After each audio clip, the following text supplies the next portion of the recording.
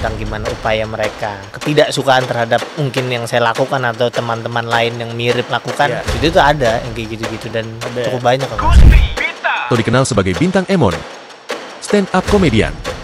Bintang gemar menyuarakan aspirasi yang mewakili suara anak muda dengan pendekatan yang humoris. Rumah saya juga waktu itu ada berapa kali didatengin orang yang ada yang nggak teror dikenal. datang gitu.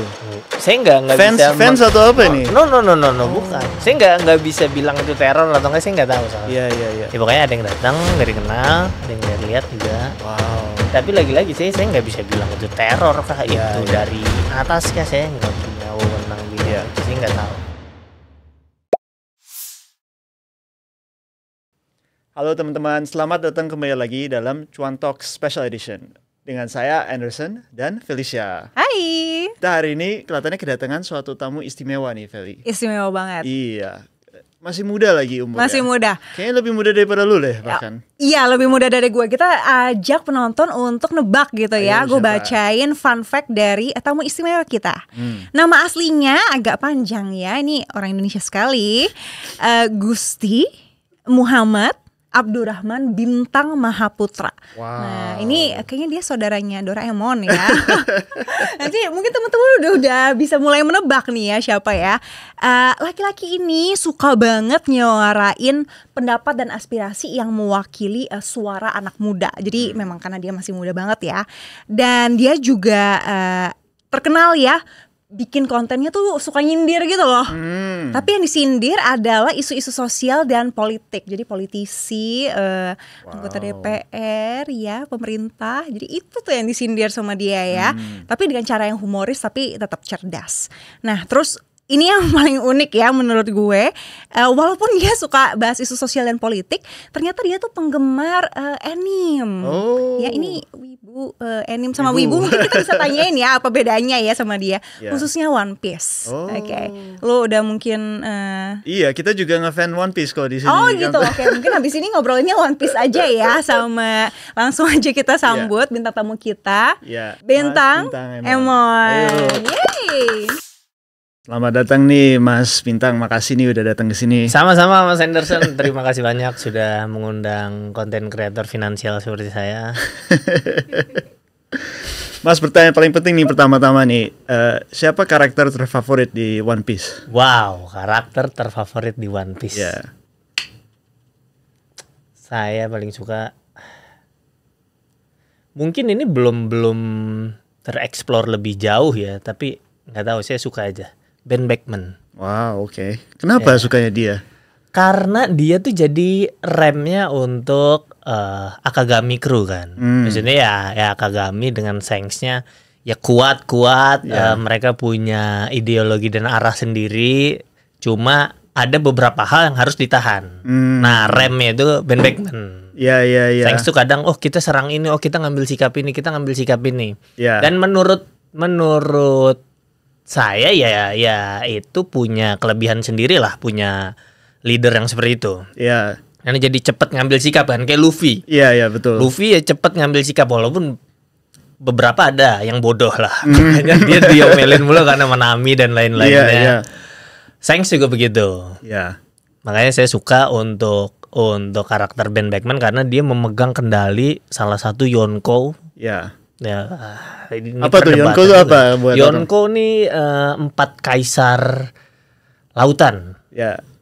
Jadi 4 bajak laut Raja bajak laut lah kira-kira seperti itu. Iya. Nah, Shanks nih salah satu yang menurut saya juga kayaknya paling kuat deh untuk saat ini, Pak. Iya. Kuat ya.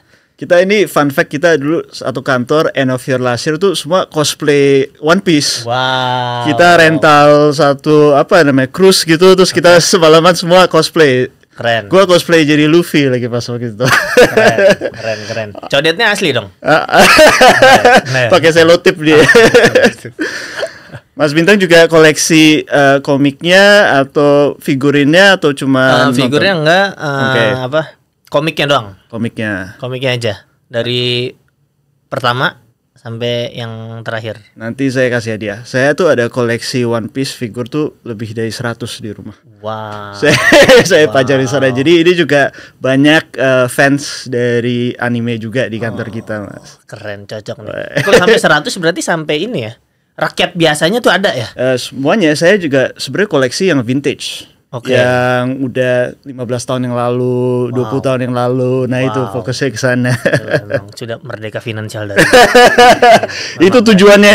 Itulah tujuannya. Itu juga bentuk investasi, Mas. Bener. Oh iya bener. Iya, itu harganya gila, harga tambah naik semakin jadi vintage gitu, Mas. Bener. Itu nggak bisa tuh, Mas. Untuk orang tua zaman dulu nggak mau ngerti. Iya, mereka, betul. bahwa ini nih punya nilai jual. Iya. Waktu itu saya bilang, mah beli ini mah please mah, ini bagus nanti harganya naik. Bisa aja lu. Iya. Diomelin, dipikirnya alasan. Main itu gak? Sempet main Pokemon gak dulu? Atau main apa lagi gak, trading card? Trading card ada, tapi mohon maaf kayaknya KW dulu. Oke. Kayaknya ya soalnya yang asli tuh mahal banget. Gue nggak nyampe. Tapi tahu soal trading card gitu. Jadi gue dulu tuh lagi kecil tuh main Pokemon ya. Jadi dulu gue dapet yang Charizard versi pertama yang hologram. Itu kalau gue masih pegang sampai sekarang, itu harganya tuh udah puluhan ribu dolar gitu. Tapi gue udah lepas gitu, karena dulu dia bilang udahlah, udah nggak usah main lagi lah gitu. Tapi itu juga bentuk investasi. Itu bentuk investasi sebenarnya. Bener. Jadi buat anak-anak yang nonton di rumah, ayo kasih lihat video ini ke orang tua kalian. Beli mainan. Itu dia tujuannya. Kita juga nanti dari ajaib ekspansi ke mainan langka gitu, vintage gitu ya. Bener, ajaib nanti gitu. Ya.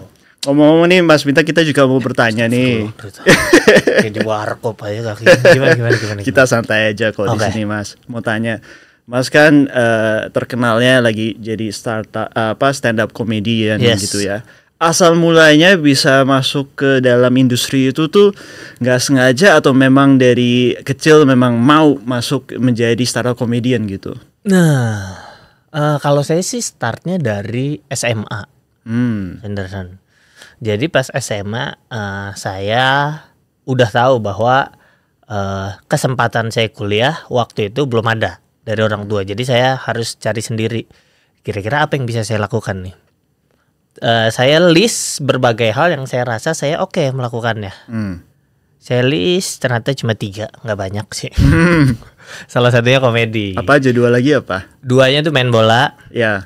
Pernah mewakili antar RT. Oke. Nggak terlalu kayaknya kalau yang bola nggak terlalu. Sama satu lagi mancing itu juga ya udah. Gitu. Bisa profesional mancing emang? Di empang aja sih, nggak profesional. Beda memang. Nah tapi kalau komedi ini, saya ngelihat dibanding 2 potensi yang lainnya, saya ngerasa ini lebih bisa dikembangin nih potensi komedi ini. Cuma problemnya adalah saya cukup introvert, cukup pemalu untuk seseorang yang mau bekerja di industri komedi. Karena kan komedi cenderung lekat dengan menghidupkan suasana, ramah ke banyak orang. Nah, saya menyadari kayaknya energi saya nggak sebanyak itu. Lalu disitulah saya ketemu satu cabang dari komedi yang saya rasa ini paling cocok nih, stand up. Karena stand up nggak mengharuskan dalam grup. Komedi kan banyak dalam grup ya. Ya mungkin yang acara TV yang kita lihat sering-sering itu ya mereka banyak orang membentuk komedi. Nah itu kalau stand up kan hanya sendirian aja dan sangat bisa dipersiapkan stand up tuh. Saya cukup mengalami kesulitan dalam berbicara di depan orang banyak. Untungnya stand up bisa menyiapkan itu dari sebelumnya. Jadi saya udah tahu poin-poinnya sehingga masalah tersebut gampang diatasi. Jadi emang dulu tuh ada banyak titik-titik yang bisa open mic atau seperti itu tuh di mana biasanya perform dari awal mulanya nih? Nah, saya beruntung juga karena industri stand up waktu itu baru tumbuh tuh, Mas. Di 2011, 2010 itu baru tumbuh. Lalu di masing-masing daerah cukup banyak komunitasnya akhirnya. Oh, begitu. Iya, komunitas yang ya udah berangkat dari kesukaan aja. Orang-orang suka stand up, suka nonton, suka tampil, bikin komunitas masing-masing itu.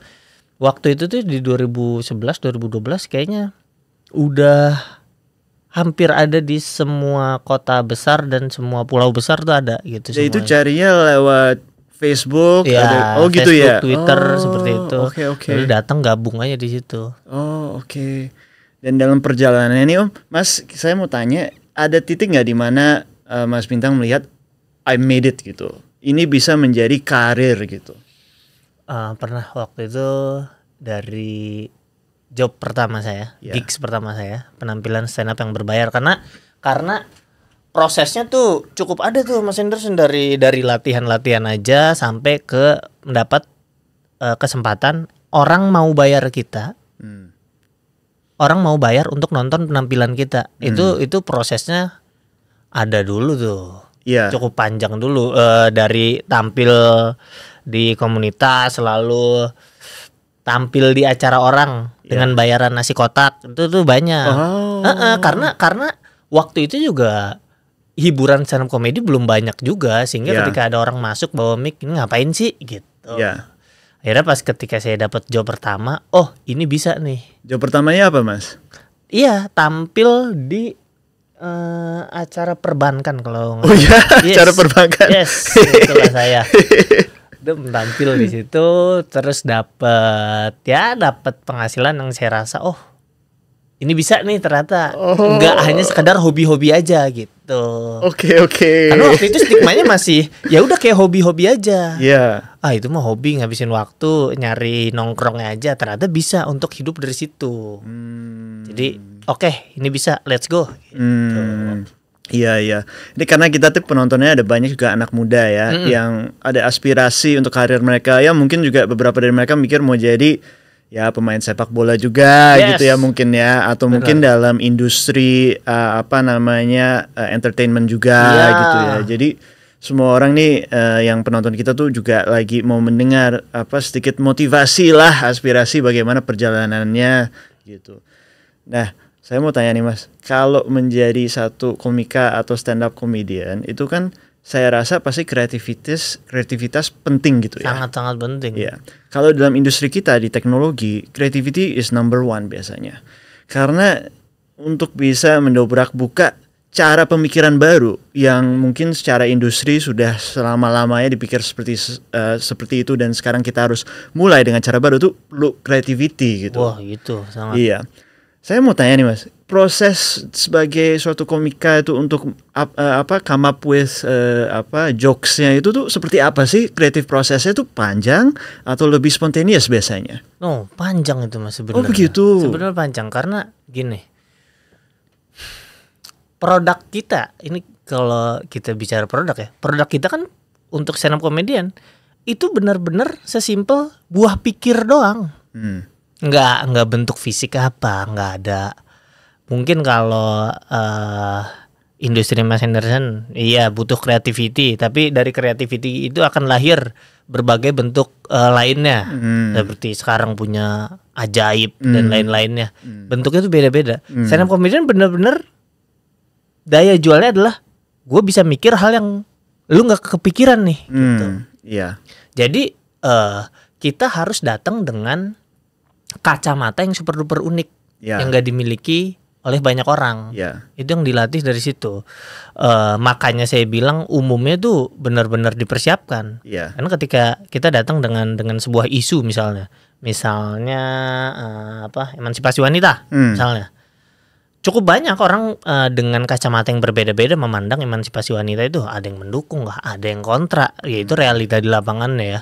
Banyak lainnya. Kita harus benar-benar menghadirkan kacamata yang baru yang buat orang-orang wah ini baru nih, karena efek ketawa tuh adalah efek kejut. Kita nggak tahu, lalu kita tahu anjir bisa kayak gini. Nah prosesnya tuh seperti itu. Caranya gimana biar bisa melahirkan seperti itu? Saya rasa karena yang dijual adalah ya daya pikir, mau nggak mau yang diperkuat juga daya pikirnya. Jadi senjatanya harus dibikin banyak. Senjata maksud saya di sini adalah referensinya. Ini metode saya lagi-lagi. Metode saya adalah ya lu harus banyak-banyakin referensi. Buku harus banyak dibaca. Bahkan pembicara luar saya juga harus baca gitu. Oh gitu juga. Karena misalnya saya dan Mas Anderson di sini ngobrol, yang menyatukan kita kan informasi yang memayungi kita berdua. Latar belakang pendidikan sangat-sangat beda. Saya di SD negeri yang agak pinggir, mungkin Mas Anderson di tempat lain. Itu kalau kita nggak punya informasi yang sama, nggak akan ketemu kita. Ngobrol nggak akan nyambung gitu. Sedangkan ketika saya tampil stand up, background penonton tuh beda-beda, sangat luas. Nah saya harus memiliki referensi data yang bisa memayungi perbedaan kelas itu semuanya. Jadi biasanya Mas tuh baca banyak, melihat informasi dari luar banyak, dan biasanya itu dicatat dalam buku atau lebih ke video sendiri. Saya ada teman nih satu Mas, dia di dunia musik lah.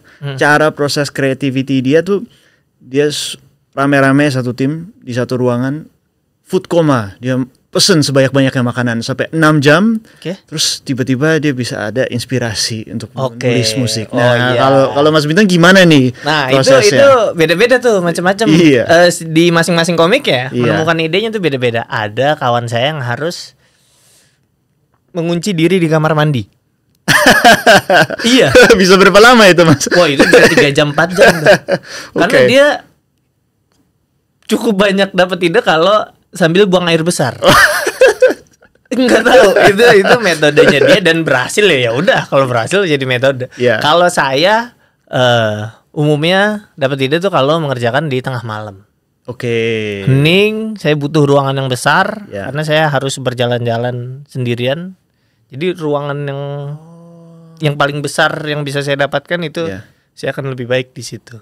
Jadi Mas Bintang tuh bisa ruangan besar terus jalan-jalan muter-muter nah itu namanya kinetic thinker Mas. Saya juga seperti itu. Jadi kita sembari bergerak idenya datang gitu. Benar. Saya juga malam-malam juga biasanya jam 2 pagi, jam 1 pagi gitu loh. Makanya saya kalau diajak kerja di coffee shop, saya nggak terlalu bisa tuh gitu ya.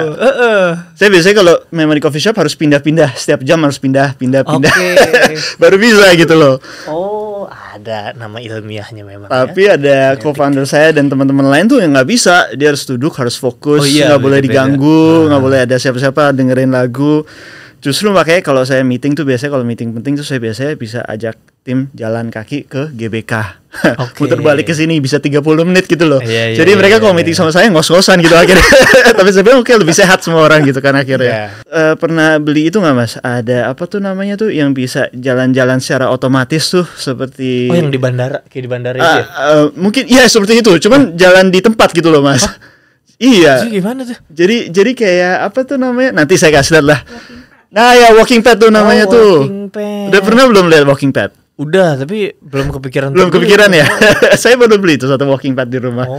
Jadi sembari jalan, sembari nelpon, sembari ngobrol. Kalau saya kan proses creativity harus bersamaan dengan orang lain juga, harus saling bertukar pikiran gitu. Kalau Mas Bintang kelihatannya lebih individu gitu ya, harus sendiri gitu ya. Nanti setelah udah buat jokesnya akan dicoba dengan orang lain atau langsung? Coba dulu ngetes karena nggak semuanya jadi langsung oke sih. Harus ngetes dulu ke orang-orang mana yang oke, mana yang enggak, terus diambil gitu. Terus ini topik saya cukup tertarik karena saya lihat di semua industri itu ada keperluan kreativitinya. Sangat. Dan terkadang kita bisa saling belajar tentang proses masing-masing tuh. Mungkin ada yang bisa saya belajar dari inspirasi dari proses Mas Bintang, dari teman saya di dunia perfilman atau dari dunia musik itu ternyata bisa diterapkan ke dunia betul, kita bisa diterapkan di sini juga. Karena kuncinya masih mirip soal creativity, soal menemukan apa yang nggak ditemuin oleh orang lain kan. Soal ide itu. Menarik Mas. Keren. Kita juga mau tanya nih Mas, kan biasanya kalau saya nonton tuh atau saya lihat konten-kontennya dari Mas Bintang ini ada banyak tentang topik-topik terkini lah atau sosial yang tadi kita bilang emansipasi wanita gitu ya. Jadi ini tuh memang topik-topik yang penting untuk Mas pribadi merasa bahaskan dalam platform ini atau lebih spontaneous atau seperti apa sih itu? Nah itu sebenarnya juga masih misteri buat saya sampai sekarang Mas. Kenapa saya bisa tertarik ke yang kayak gitu tuh saya nggak tahu. Cuma yang pasti ada bagian dari diri saya kalau melihat mungkin payungnya paling gampang adalah hal-hal yang kurang adil mungkin. Saya tuh gatel lihatnya, kok kayak gini sih. Makanya mungkin kalau dipayungi lagi-lagi ya konten-konten yang saya bikin, kayaknya bisa dikatakan banyaknya tuh pancing up ke yang bagian atas karena saya rasa cukup banyak sumber ketidakadilan tuh tentang bagaimana dari atas ke bawah gitu. Jadi makanya seringnya tuh seperti itu. Mungkin karena dulu juga saya banyak mengalami hal-hal yang kurang mengenakan kali ya. Lalu saya merasa kasihan kalau orang lain ngalamin kayak gini, atau minimalnya saya tahu rasanya Iya. kayak gimana ketika kayak gitu. I see. Jadi suka gatal sendiri gitu Mas. Saya pun kadang pusing. Nah kalau pancing up nih biasanya ada resistensi nggak sih dari sang penguasa gitu kira-kira? Ada yang coba sensor mungkin materi-materinya atau upaya-upaya mah pasti ada. Oh gitu ya. Upaya-upaya macam-macam tuh ada gitu. Tapi apakah itu adalah sesuatu yang salah atau tidak, saya nggak tahu. Saya masih nggak tahu tentang baik dan buruk, benar dan salah, itu tuh saya masih bingung lah nyari-nyarinya. Cuma tentang gimana upaya mereka ketidaksukaan terhadap mungkin yang saya lakukan atau teman-teman lain yang mirip lakukan, itu tuh ada yang kayak gitu-gitu dan cukup banyak kok Mas. Saya waktu itu pernah keamanan data di sini kan juga jadi isu yang dibahas oleh beberapa orang lah ya.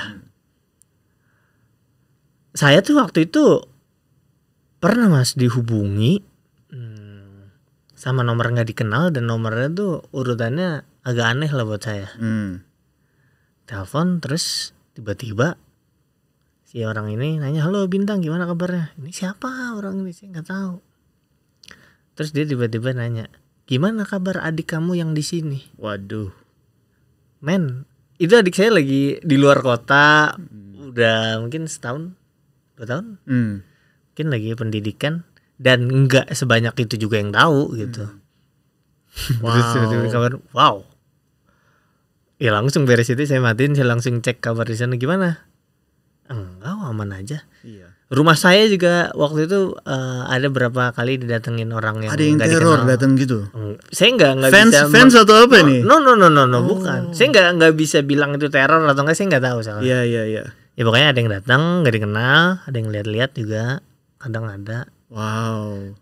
Tapi lagi-lagi saya nggak bisa bilang itu teror kah, itu dari atas kah, saya nggak punya wewenang bilang itu, saya nggak tahu. Pokoknya ada dampaknya aja, saya nggak tahu itu dari mana. Ya, memang saya rasa penting ya untuk anak muda kita tuh bisa bebas bersuara ya tentang isu-isu yang kami melihat dari pandangan mata kami lah, karena kan kami anak muda di Indonesia gitu kan ya.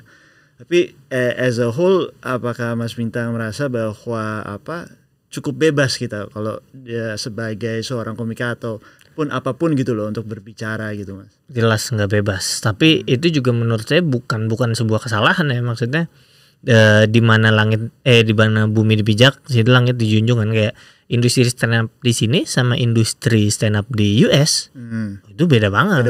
Sangat-sangat beda dong dari gimana cara mengolah materinya, gimana kebebasan memilih temanya di sana kan.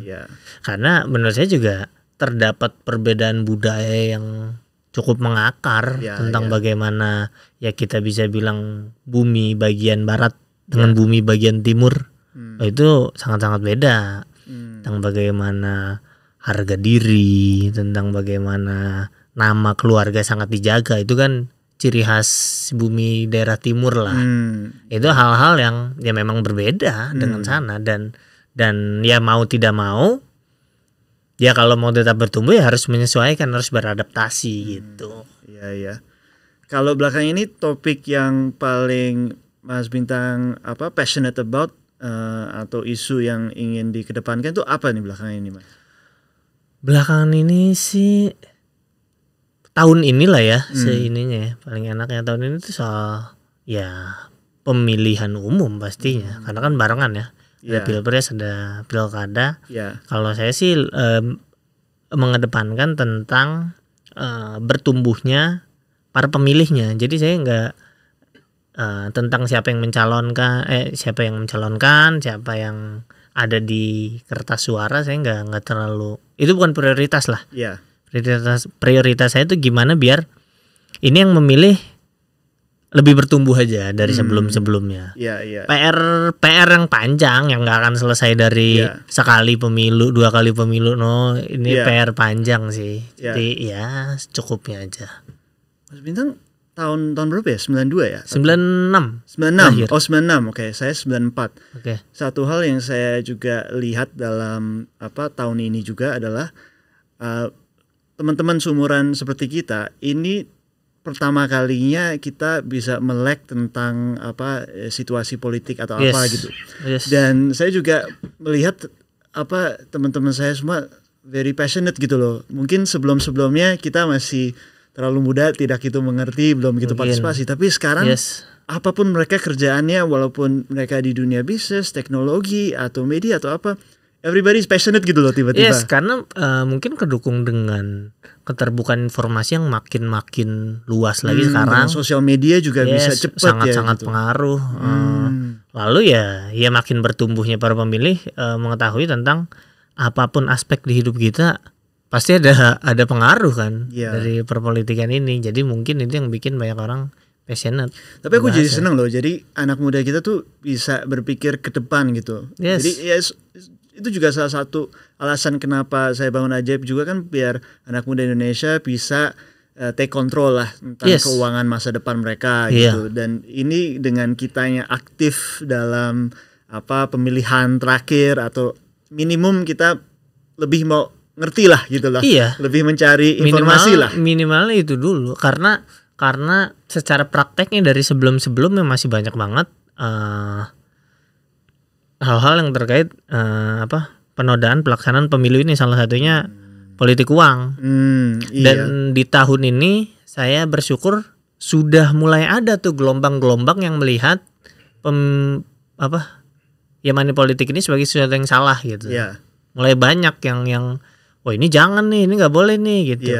Dulu kan mungkin hanya 1-2 orang yang bersuara, sekarang tuh udah saya rasa udah jadi gelombang, sehingga minimalnya orang yang melakukan money politik, yang menerima uang itu tahu bahwa yang mereka lakukan tuh salah. Stepnya itu menurut saya dulu. Di situ dulu. Gak usah sampai berharap menolak, itu masih panjang, masih nanti. Minimal tahu bahwa itu salah dulu deh gitu. Ya kita kalau bicara tentang negara kita kan median age-nya 30. Jadi setengah dari penduduk kita tuh milenial, Gen Z dan anak-anak muda gitu loh. Jadi perubahan mulai dari kita dulu gitu lah, atau biar bisa mengerti tentang topik-topik mulai dari sini dulu. Dan mungkin role dari Mas Bintang juga sangat penting gitu loh, untuk mengedukasi dengan cara yang lebih santai mungkin gitu ya Mas. Mungkin viral kan gitu ya Mas. Role saya gitu mungkin bagian bercanda-bercanda aja saya biar enteng-enteng aja gitu.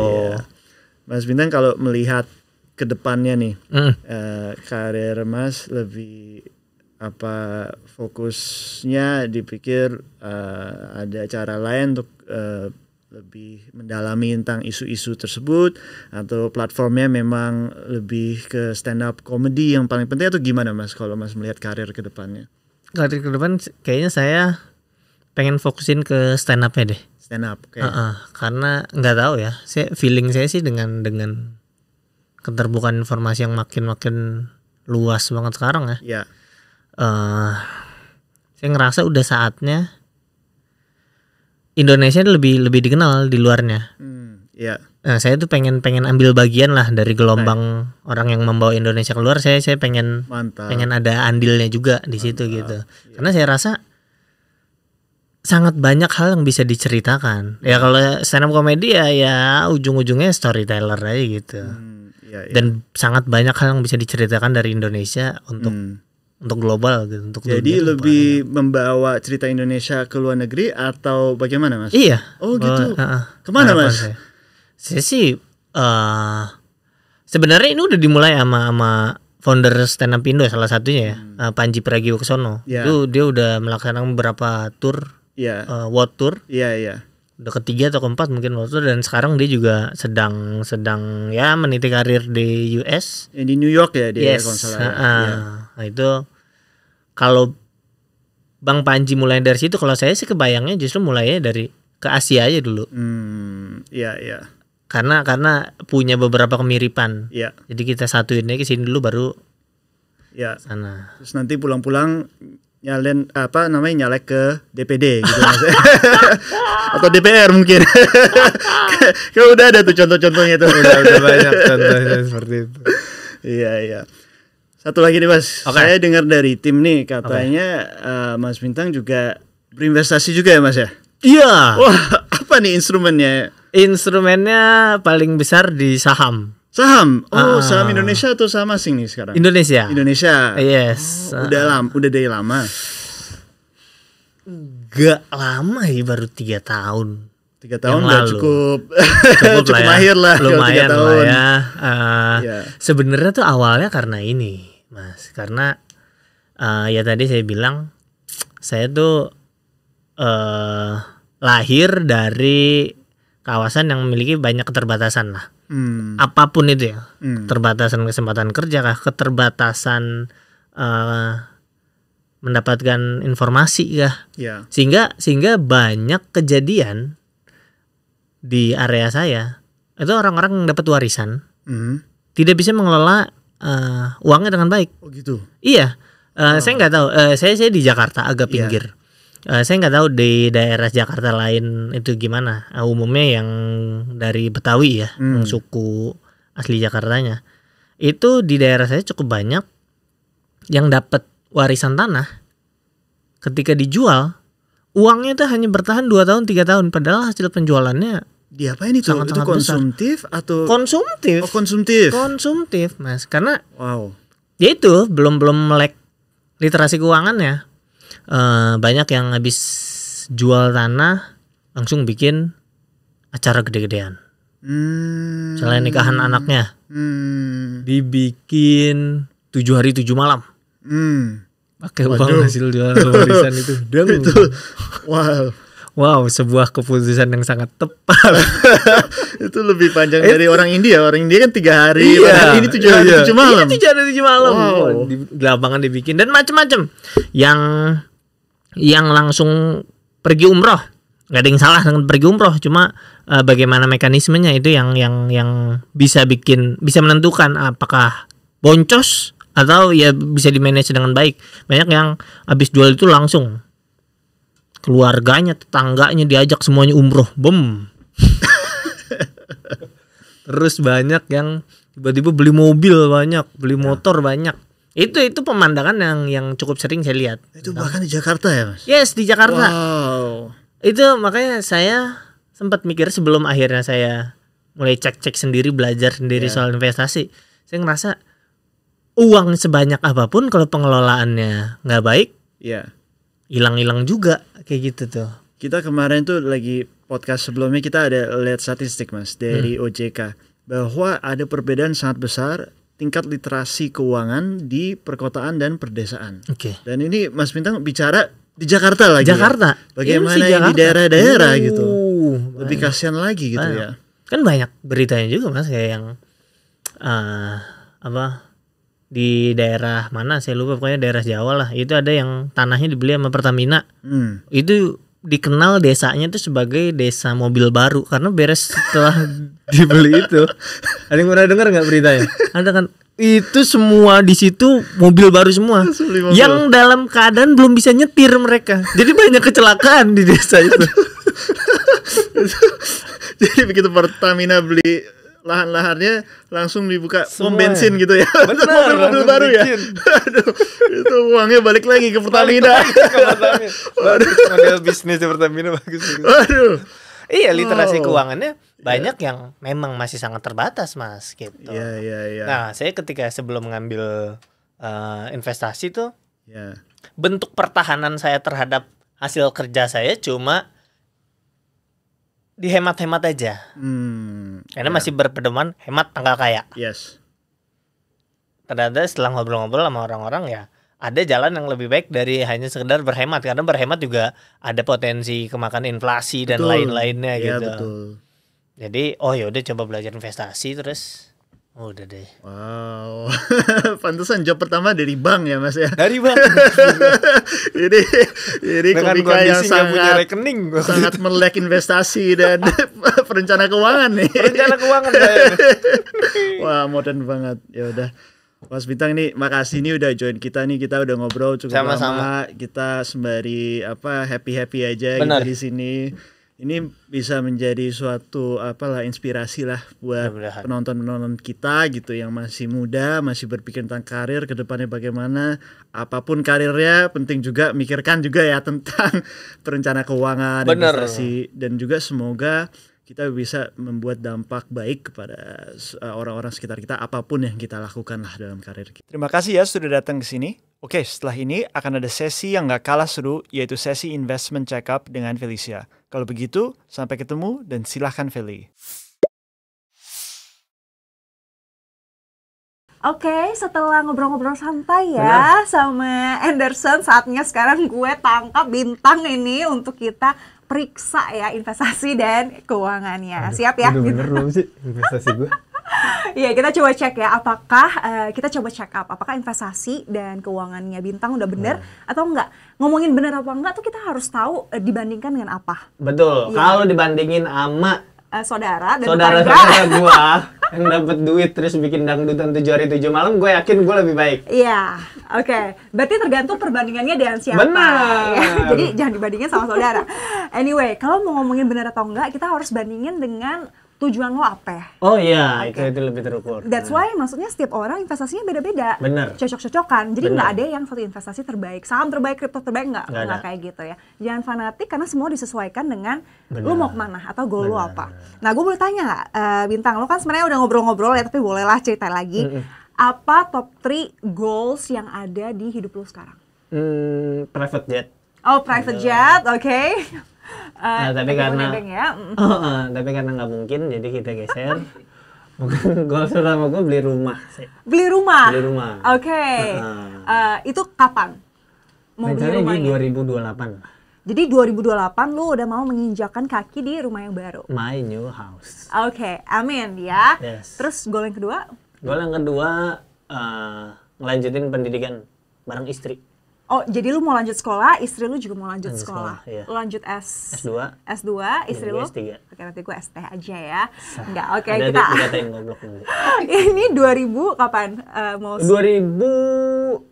26. Oke, ini udah penghujung tahun mau 2025 berarti 1,5 tahun lagi ya. 1,5 tahun lagi. Kemudian goal yang ketiga, Pendidikan buat anak. Tabungan Oh. pendidikan buat anak. tabungan pendidikan. Udah punya Belum. anak? Oh, oke. Jadi lu mau selesain tabungan pendidikan anak sebelum anak lu lahir. Ya antara sebelum atau barengan pas dia masih kecil Oke, gitu ya. berarti itu di tahun 2000. 27. Oke, berarti berurut ya. Goalnya Berurut, 26, 27, makanya. 28. Yuk kerja yuk. Oke, habis ini mohon lagi ya, Jeb ya. Oke, berarti maksudnya gue lumayan kaget ya karena Bintang ternyata lu punya banyak plan ya di dalam hidup lu dan ini mungkin yang nggak diketahui oleh orang pada umumnya gitu. Iya, karena udah beres nikah sih. Oke, oh setelah menikah jadi banyak ya yang harus Iya, dipikirkan. Banyak orang laki makan begitu biasanya. Oke, Hidupnya itu baru, gua harus ini. itu Kayaknya baru dimulai ketika setelah menikah. itulah. Jadi jangan cepat menikah begitu. Kok konklusi Enggak. gitu? Oke. Jadi kalau kita lihat goalnya Bintang itu berurut-urut ya. Pertama dia mau S2 dan S3 bersama dengan melanjutkan pendidikan bersama istrinya tuh 2026 berarti 1,5 tahun lagi. Kemudian 2027 tuh mau nyelesain tabungan pendidikan anak itu 2,5 tahun lagi. Dan terakhir mau beli rumah ya. Iya. Itu di 2028. Berarti 3,5 tahun lagi. Jadi kalau lu lihat goal-goal lu tuh agak pendek-pendek nih. Agak pendek. 1,5 tahun, 2,5, 3,5 tahun. That's why kalau goal lu pendek, biasanya lu harus cari investasi yang low risk Iya. gitu. Karena udah mau mendekati nih goal lu. Jadi kalau dia high risk, jadi kayak bisa jadi anak lu udah lahir tapi uangnya nggak cukup. Atau kayak Benar, lu mau beli rumah nih tapi karena taruhnya di yang Gua nggak punya banyak waktu ya. lu nggak punya banyak waktu. Jadi biasanya kalau goal lu pendek, investasinya low risk. Oke. Kalau lu panjang, pensiun atau anak lu mau nikah misalnya Iya. yang belum ada 10-15 tahun lagi, itu boleh yang high risk. Iya. Oke, jadi panduan utamanya goal semakin panjang, semakin high risk. Tapi karena lu pendek, kurang dari 5 tahun, Cari yang harus aman-aman. yang low risk. Nah, gue boleh tahu nggak sekarang aset lu paling besar itu di Saham. saham? Oke, saham Indonesia ya. Tadi lu Saham ngobrol Indonesia. sama Anderson. Itu sekitar 50%. 50%, mostly di saham perbankan. Oke. Terus sisanya di mana? Sisanya di emas Emas digital atau Emas emas digital. biasa? Itu sekitar 25%. dan 25%-nya lagi Masih berbentuk cash. masih berbentuk cash di tabungan bank. Berarti 50% saham Indonesia, 25% emas, dan 25% lagi di tabungan bank. Betul. Nah, ketika lo tadi ngobrol sama Anderson, gue bertapa nih di toilet ya. Oke. Enggak, jadi menurut gue sebenarnya karena lu goalnya lumayan jangka pendek menengah ya. Jadi saham itu sebenarnya representasi yang agak high risk. Tapi karena lu taruhnya di saham perbankan, Iya. hopefully itu kalau di Indonesia pilihan nggak banyak ya sebenarnya, BCA, BRI. Iya, Iya. situ-situ aja. Dalam jangka pendek masih oke lah. Jadi menurut gue 50% saham itu masih oke. Itu masih oke? Nah, tapi sisa Kalau nggak ada masihnya, yang menurut lo oke, itu di berapa persen tuh? mungkin I would say 35 lah ya, 35%. Oke. Tapi keep it that for that dulu nggak masalah. Oke. Oke. Nah, 25% emas dan 25% tabungan bank ini yang menurut gue bisa lo optimalkan. Oke. Again, pertama karena goal lu pendek, jadi lo yang harus low risk. Dan kedua, karena pendek juga, lo harus sesuatu yang lo bisa jual kapan aja. Oke. Jadi liquid Ya. dan bisa dijual kapan aja. Yep. Menurut gue, mungkin 25% lebih cocok lo di obligasi negara seperti SBN Retail yang dikeluarkan oleh Kementerian Keuangan. Oke. Kalau pernah dengar ORI, Sukuk, Iya, SBR, iya. ya mungkin Iya. habis ini berguru sama Ibu Sri kali ya. Siap. Ibu. Iya, jadi obligasi pemerintah tuh cocok. Nah, obligasi pemerintah ini ada yang bentuknya kayak deposito yang ada jatuh temponya. Iya. Ada juga yang lo bisa jual kapan aja, jual beli kapan aja. Oke, gue cukup familiar sama yang Obligasi? Tempo, yang Oh, jatuh Tempo. itu. Gue belum banyak tahu soalnya yang bisa dijual kapan aja Iya, nih. jadi ada dua memang. Oke. Dua-duanya oleh pemerintah ya. Iya. Yang Tempo itu namanya SBN Retail, Iya. yang ORI, Sukuk, SBR, ST gitu ya. Nah, yang bisa dijual beli kapan aja namanya FR, obligasi FR. Oh. Itu iya, ada juga iya. di Ajaib ya. Oke. Nah, jadi itu bisa lo consider obligasi FR yang bisa dijual beli kapan aja, again karena goal lo jangka pendek. Yes. Atau reksadana pendapatan tetap. Oke. Pernah mendengar? Sampai pendapatan tetapnya enggak? Oh iya, oke.